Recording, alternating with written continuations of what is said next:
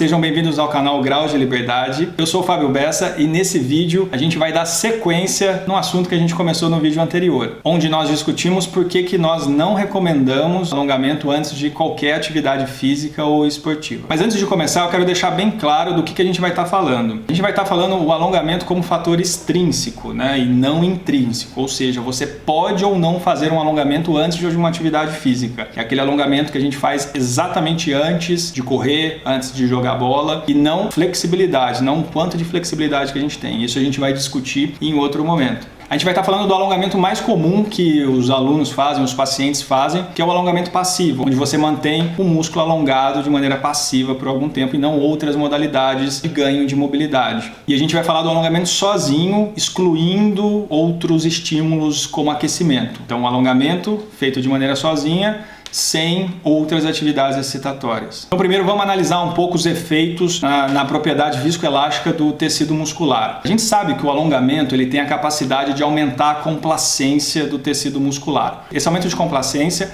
é uma das principais justificativas do porquê alongar antes de uma atividade física, porque aumentando essa complacência muscular a gente reduz a resistência do músculo ao alongamento e isso poderia prevenir determinadas lesões. Mas vamos dar uma olhadinha nesse estudo publicado no Scandinavian Journal, onde os autores eles fizeram uma compilação de todos os estudos que examinaram esse ganho de complacência, né, o quanto que você reduz a resistência ao alongamento do tecido muscular antes de uma atividade física. Bom, o primeiro ponto a destacar é que essa complacência ela é dependente um pouco do tempo que você fica sustentando o músculo alongado, né? Apesar de ter um teto, se você sustenta por um tempo menor, você ganha menos complacência. Se você sustenta por um tempo maior, você ganha um pouco mais de complacência. Então, apesar de um teto, ela é dependente do tempo. Mas o segundo ponto aqui é a gente olhar o tempo que mais se aproxima do que os nossos alunos pacientes fazem antes de uma atividade física, que é esse de 2 minutos, que ainda é muito tempo, né? Normalmente alongam 30 segundos, menos de 1 minuto, mas vamos pegar o que mais se aproxima, que é de 2 minutos de tempo total de alongamento. Quando o músculo ele é sustentado por aproximadamente 2 minutos, os dados desse estudo demonstram que ele ganha algo próximo de 10% na sua complacência, e que essa complacência que ele ganhou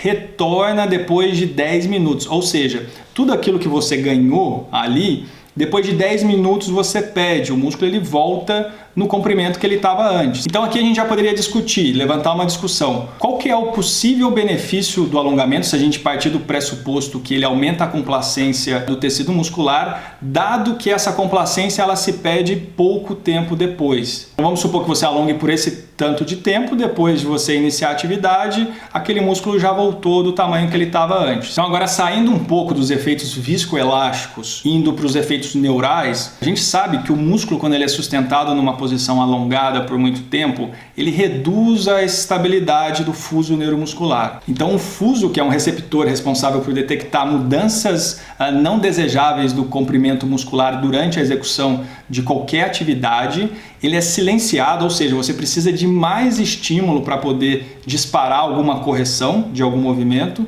Parte desse efeito a gente sabe que é uma modulação do motoneurônio gama, que é o motoneurônio que inerva as fibras intrafusais, e com isso a gente consegue manter o comprimento do fuso muscular ótimo durante as atividades, e por modulação também das fibras aferentes que levam a informação do fuso para a medula, as fibras 1A. Em função da modulação durante o alongamento do motoneurônio gama e das fibras aferentes 1A, o fuso muscular ele reduz a velocidade de resposta. Então vamos levantar um segundo ponto aqui. Qual que é a razão para a gente querer que um receptor muscular que detecta variações de comprimento muscular durante a atividade física seja inibido antes de eu fazer uma atividade física? Para a gente não faz muito sentido. Saindo um pouco mais dessa explicação fisiológica básica que para mim já seria suficiente para refletir sobre o papel de você alongar um músculo antes da atividade física, indo um pouco agora mais para estudos clínicos, né, com pessoas, com indivíduos. Essa revisão sistemática e meta-análise de ensaios clínicos randomizados que foi publicada no British Journal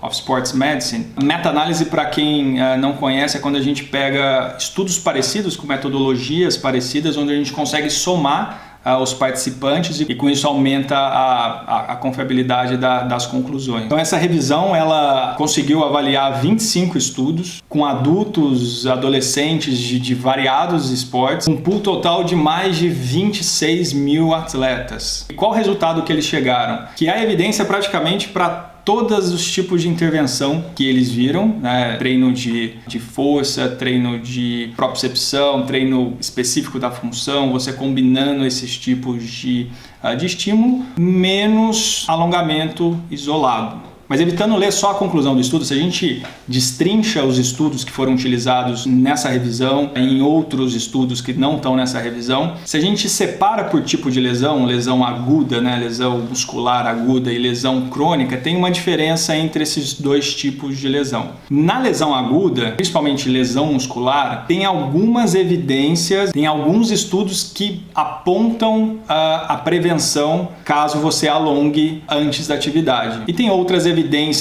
para lesões musculares que tanto faz, você alongar ou não muda o curso final. Nesse caso, em lesões musculares, se a gente fosse discutir um pouco, até faria sentido se fossem extremos de amplitude no início da atividade. O alongamento ele poderia prevenir alguma coisa ali. Mas, se a gente for olhar, a maioria das lesões musculares elas não acontecem nos extremos de amplitude. Apesar de ter, sim, lesões musculares no extremo, a maioria acontece dentro de um arco natural de movimento, de um range disponível de movimento, durante principalmente contração excêntrica. Então o alongamento não teria nenhum papel aí dentro do arco disponível de movimento. Então aqui talvez poderia se justificar alongar em alguns esportes onde tem extremo de amplitude e as lesões ocorrem no extremo de amplitude, e daí talvez também teria muito mais a ver com treino de mobilidade, de amplitude, do que um alongamento antes da atividade esportiva. Agora, saindo das lesões agudas e indo para as lesões de sobrecarga, de overuse, né, que são aquelas relacionadas com microtraumas de repetição, daí a evidência já é unânime. O alongamento ele não previne ou em até alguns casos mostraram um aumento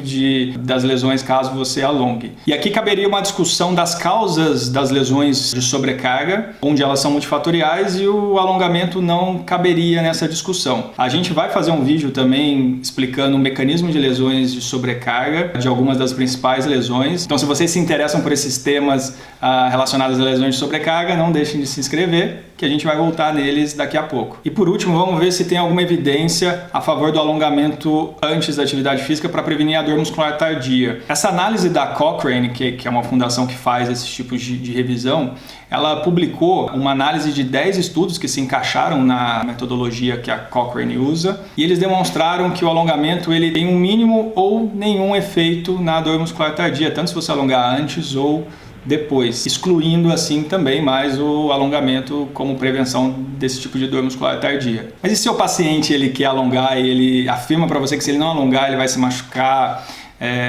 O que você faria tendo esse tipo de informação com você e tendo tirado essa conclusão? Eu e o Cássio, a gente trabalha o dia inteiro com esportistas, com atleta. É muito comum um aluno, um paciente, ele falar para você que ele quer alongar e que ele vai alongar. Então, assim, como a gente sabe que a maioria dos estudos eles mostram que tanto faz, né? Você tanto faz você alongar ou não, isso não vai mudar o curso natural de uma lesão. E dado que a gente sabe que o alongamento ele pode ter um possível efeito inibitório, né, que pode ser de certa forma deletério, o que a gente costuma falar é alonga, mas depois faz uma atividade excitatória, um aquecimento, faz algum educativo, sugere algum tipo de exercício. E se ele tem alguma dor e atribui isso à atividade física, investigue as possíveis causas relacionadas àquela queixa naquele esporte específico. Por esse vídeo é só, espero que vocês tenham gostado. E se depois desse vídeo especificamente você estivesse perguntando, mas e o meu paciente falou que melhorou, mas eu vejo que melhora se eu alongo ou não, como que vocês explicam isso? Aí eu sugiro que vocês assistam o vídeo anterior das correlações não causais. E se você quer acompanhar os próximos vídeos, não deixe de se inscrever no nosso canal no YouTube e seguir a nossa página no Facebook.